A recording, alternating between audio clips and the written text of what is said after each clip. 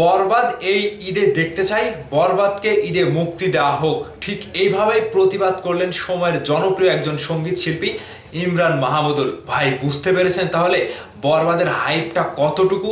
সাকিবিয়ানরা যেখানে প্রতিবাদ করছে সেখানে কোনো চলচ্চিত্রের শিল্পী এরকম ভাবে যে প্রতিবাদ করবে কিংবা বরবাদ দেখার জন্য আগ্রহ প্রকাশ করবে সেটা ভাই ধারণার বাইরে ছিল। আমি ভিডিওর শুরুতেই ইমরান মাহমুদুল ভাইকে অনেক অনেক ধন্যবাদ এবং শুভকামনা জানাই যে তিনি বরবাদের পাশে দাঁড়ালেন। ভাই এই সিনেমাতে আমার বিশ্বাস বরবাদে যদি ইমরান ভাইয়ের একটি মাত্র গান থাকতো ভাই রীতিমতো একটা তুমুল আলোচনার জন্ম দিত। দ্বিধা গানটি আমি জানি না কোন পর্যায় থেকে প্রীতম হাসানকে দিয়ে গাওয়ানো হয়েছে, তবে ইমরান মাহমুদুল ভাইয়ের কণ্ঠে একটি মাত্র বরবাদের গান থাকলে দেখতে পেতেন কেমন জমে দিত। ঠিক এই জায়গা থেকে এখন বরবাদ নিয়ে কত বড় ষড়যন্ত্র করা হয়েছিল এটা কিন্তু পরিষ্কার।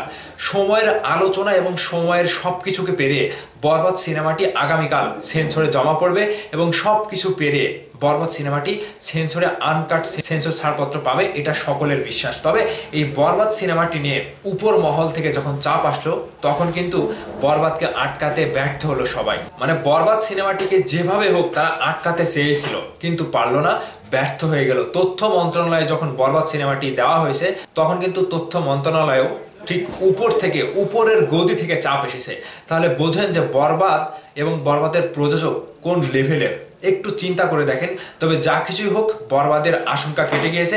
আগামীকাল অর্থাৎ 24 তারিখে বরবাদ সেন্সরে জমা পড়তে যাচ্ছে, এটা কনফার্ম। তবে আমাদের বাংলাদেশে যত শিল্পী রয়েছে ভাই সবাই, চলচ্চিত্রের শিল্পী থেকে শুরু করে যারা সঙ্গীত শিল্পী, অভিনেতা অভিনেত্রী সবাই চাচ্ছে যে বরবাদ আসুক। কারণ বরবাদের হাইপটা যা কিছু দেখিয়েছে ভাই একেবারে ইন্ডাস্ট্রির সেরা একটি সিনেমা, এবং ইন্ডাস্ট্রিতে এরকম সিনেমা খুবই কম হয়েছে, তাও আবার শাকিব খানের ক্যারিয়ারে।